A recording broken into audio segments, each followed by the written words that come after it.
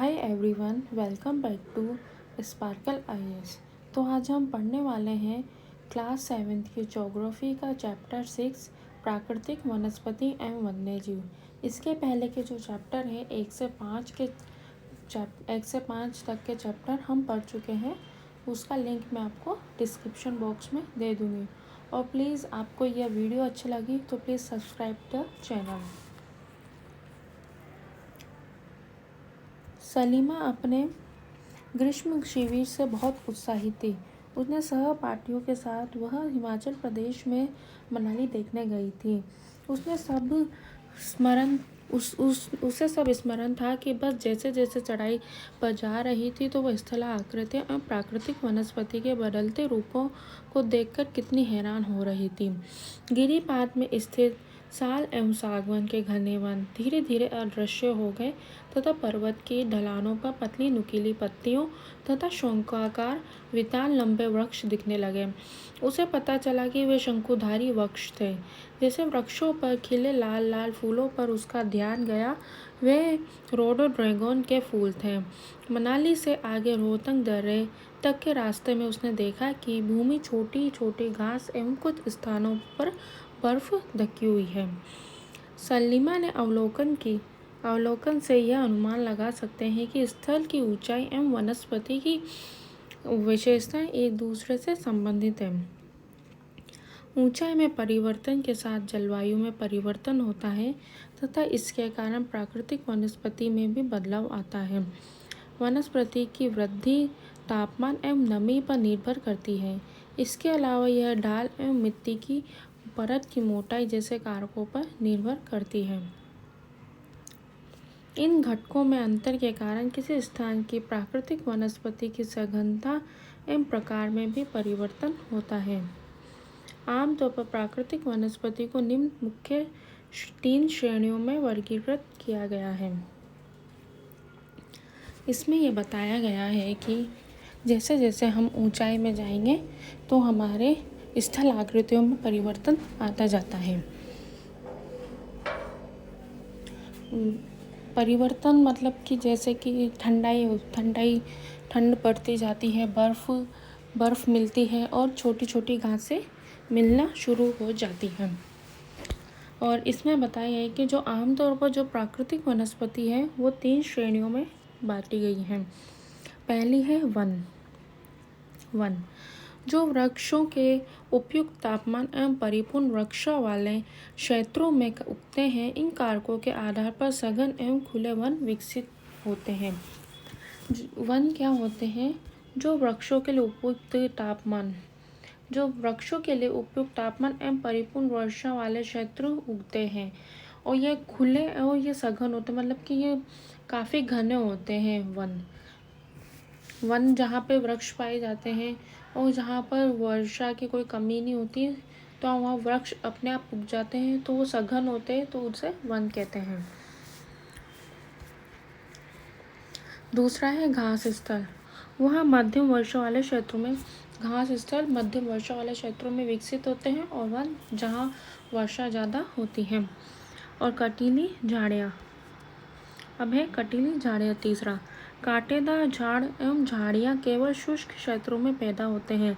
सलीमा हिमालय की यात्रा पर का अपना एक अनुभव अपने पिता को बता रही थी। तो कटीली झाड़ियाँ कहाँ उगती हैं? जहाँ पे वर्षा कम होती है, सूखे क्षेत्रों में, जैसे कि रेगिस्तानों में। उसके पिता विश्व के विभिन्न स्थानों पर जा चुके थे। उन्होंने सलीमा को विभिन्न महाद्वीपों के विभिन्न भागों में पाई जाने वाली विविध प्रकार की वनस्पतियों के बारे में बताया। उन्होंने उपध्रुवीय प्रदेशों में शंकुधारी वन, रेगिस्तानों में कांटेदार झाड़ियाँ, आंध्र प्रदेश में घने उष्णकटिबंधीय ड्रटकास्ट वनों के बारे में कई अन्य जानकारियाँ दी। सलीमा समझ गई कि हिमालय के क्षेत्रों में लगभग सभी प्रकार की वनस्पतियाँ पाई जाती हैं जो भूमध्य रेखा से ध्रुव की ओर जाने पर मिलती हैं। तो जैसे कि जो वनस्पति होती है उष्णकटिबंधीय ड्रटकास्ट वाले वनों के बारे में जानकारी। उष्णकटिबंधीय और जो हिमालय क्षेत्र मिलता है वो भूमध्य रेखा से ऊपर ध्रुव की तरफ पाया जाता है, जहाँ पर सभी प्रकार की वनस्पति पाई जाती हैं। प्राकृतिक वनस्पतियों के प्रकार में बदलाव का मुख्य कारण, प्राकृतिक वनस्पतियों में जो उनका बदलाव आता है उसका मुख्य कारण है जलवायु में बदलाव। आइए हम विश्व की विभिन्न प्रकार की प्राकृतिक वनस्पतियों, उनके गुण और वहाँ के प्रवास करने वाले वन्य जीवों की जानकारी प्राप्त करें। वन में कौन कौन से वन होते हैं? उष्णकटिबंधीय सदाबहार वन। इन वनों को उष्णकटिबंधीय वर्षा वन भी कहते हैं।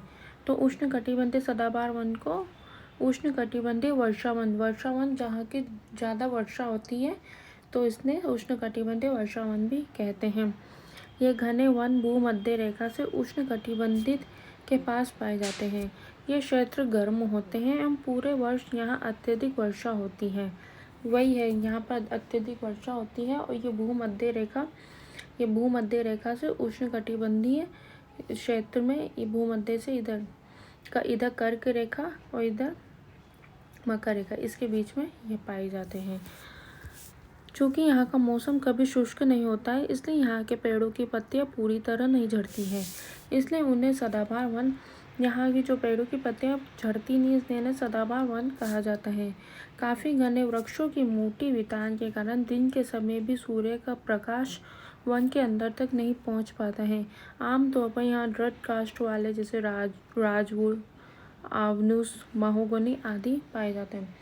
ये सदाबहार वन क्या होता है, वर्षा होती है तो यहाँ पे घने हो जाते हैं, तो ये वन एक दूसरे से पेड़ में इनकी छाया आती है, तो यहाँ पे सूर्य की किरणें पूरी नहीं पहुँच पाती हैं। तो यहाँ कौन कौन से तरह के वृक्ष पाए जाते हैं? रोजवुड, आवनुस और महोगनी आदि प्रकार के पाए जाते हैं। और जो ये एनाकोंडा है, जो विश्व का सबसे बड़ा सांप है, वो भी उष्णकटिबंधीय वर्षा वन में पाए जाते हैं एनाकोंडा। अब है उष्णकटिबंधीय पर्णपाती वन। उष्णकटिबंधीय पर्णपाती वन मानसूनी वन होते हैं जो भारत, उत्तरी ऑस्ट्रेलिया एवं मध्य अमेरिका के बड़े हिस्सों में पाए जाते हैं। इन क्षेत्रों में मौसमी परिवर्तन होते हैं। जल संरक्षित रखने के लिए शुष्क मौसमों में यहाँ के वृक्ष पत्तियाँ झाड़ देते हैं। पर्णपाती वन क्या होता है, जो शुष्क मौसम होते हैं उस वक्त ये अपनी पत्तियाँ झाड़ देते हैं। वो वृक्ष कहाँ पाए जाते हैं? ये भारत, उत्तरी अमेरिका और मध्य अमेरिका में पाए जाते हैं। इन वनों में पाए जाने वाले हैं दृढ़काष्ठ वृक्षों में साल, सागवान, नीम और शीशम है।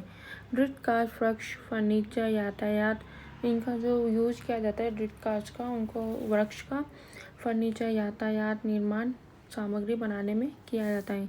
इन प्रदेशों में आमतौर पर पाए जाने वाले जो जानवर है वो है बाघ, शेर, हाथी, गोल्डन लंगूर एवं बंदर आदि।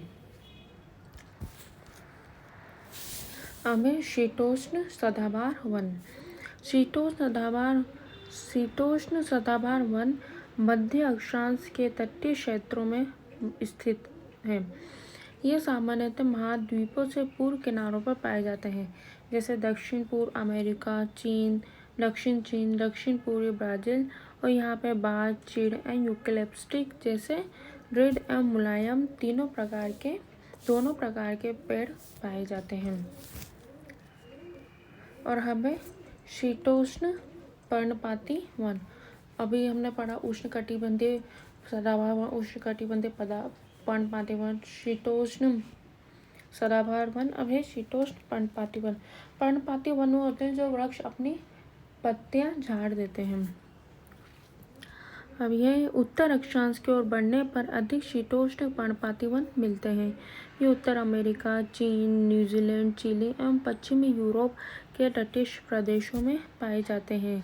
ये अपनी पत्तियां शुष्क मौसम में झाड़ देते हैं। वही पर्णपाती वन वही होते हैं जो शुष्क मौसम में अपनी पत्तियां झाड़ देते हैं। यहाँ पाए जाने वाले जो पेड़ है वो है बाज, एश, बीच आदि। हिरन, लोमड़ी, भेड़िया यहाँ के आम जानवर हैं। फिजेंट तथा मोनाल जैसे वृक्ष पक्षी भी यहाँ पाए जाते हैं।